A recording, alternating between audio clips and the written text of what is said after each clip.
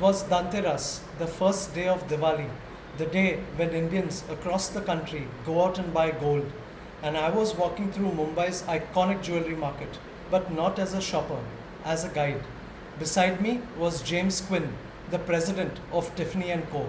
We went to every premier jewelry boutique in Mumbai, then in Delhi, and what we saw that day told us everything about why Tiffany had already failed in India once and was about to fail again.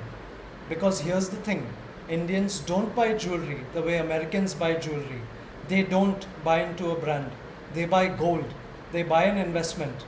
They buy something they can melt down and sell it tomorrow if they need to. So the real question, the only question that matters for this video is, can a brand built entirely on aspiration and storytelling crack a market built on investment and tradition? This is the Tiffany India story. 3 attempts, 2 failures, and a third try that's different in ways that actually matter. Part 1. The failures. How Tiffany lost India twice. Their first attempt was a franchising arrangement with a local Indian jeweler. Simple concept. Partner with someone who knows the market and then let them carry the brand. It failed. The brand lost control of how it was represented and the product did not connect with Indian consumers. The second attempt is where my story begins. I was working for a company called Tarz Lifestyle. We secured the retail premises at Emporio, Delhi's most prestigious luxury mall. This was going to be Tiffany's flagship entry into India. The space was ready. The plan was set. Unfortunately, 2008 happened. The global financial crisis hit and the luxury retail pipeline froze overnight. We had to exit the premises. The second Tiffany chapter in India ended before it even began. But what I remember the most from that period isn't the crisis. It's what we saw when we took James Quinn through those markets in India.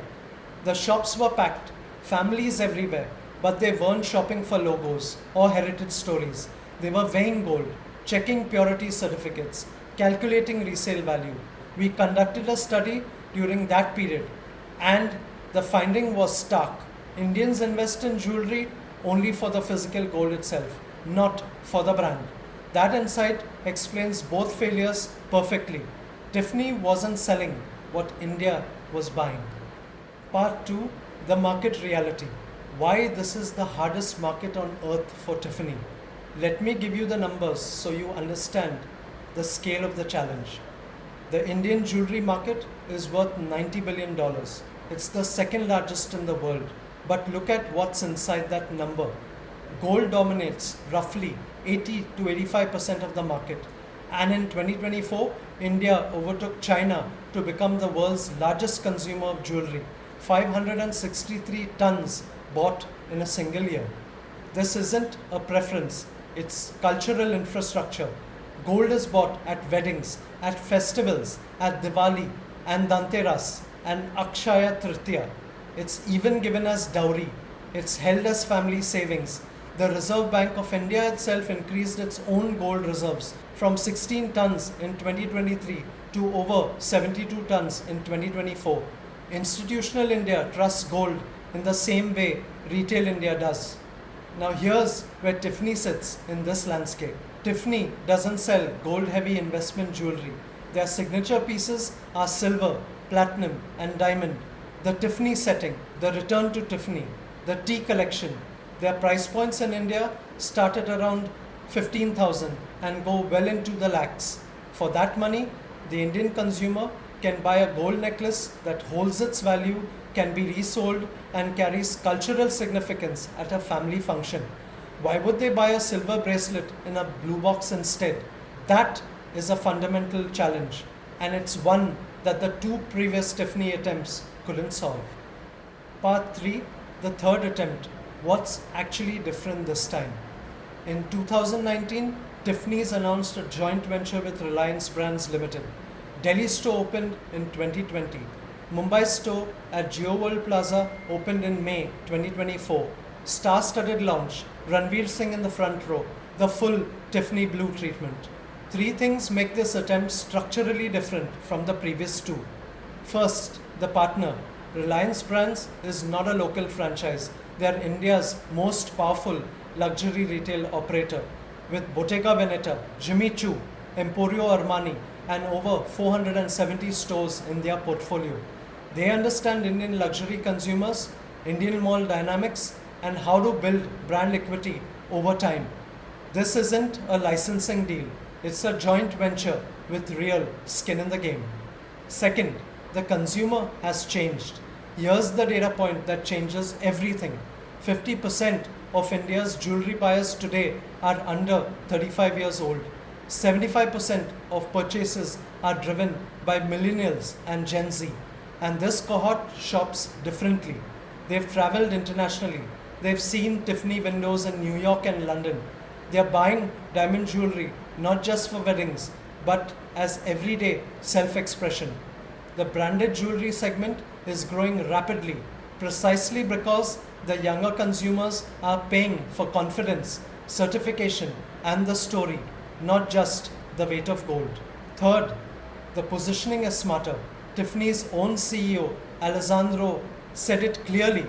They are not trying to compete with local jewelers. They are not trying to replicate the bridal gold set.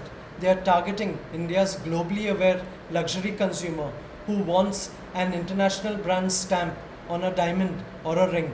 That's a smaller audience, but it's real and a growing one. Part 4, the verdict. Will it work? Here's my read after 25 years in retail across India and the GCC. Tiffany will not crack the mass Indian jewelry market. They shouldn't even try to. The 2008 case study that we did still holds. The core Indian jewelry buyer buys gold as an investment.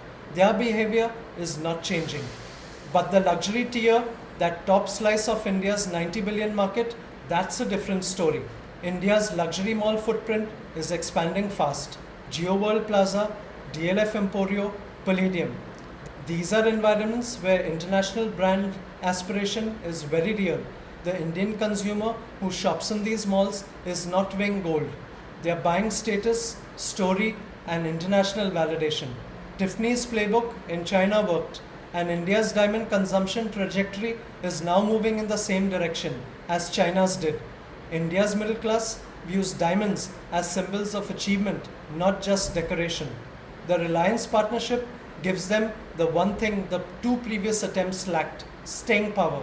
You can't build luxury brand equity in India in 2 years. You need a decade of consistent presence, storytelling, and cultural relevance. If Tiffany gives it that decade and Reliance stays committed, this third attempt is the one that sticks. But they have to earn it. If you found this useful, subscribe.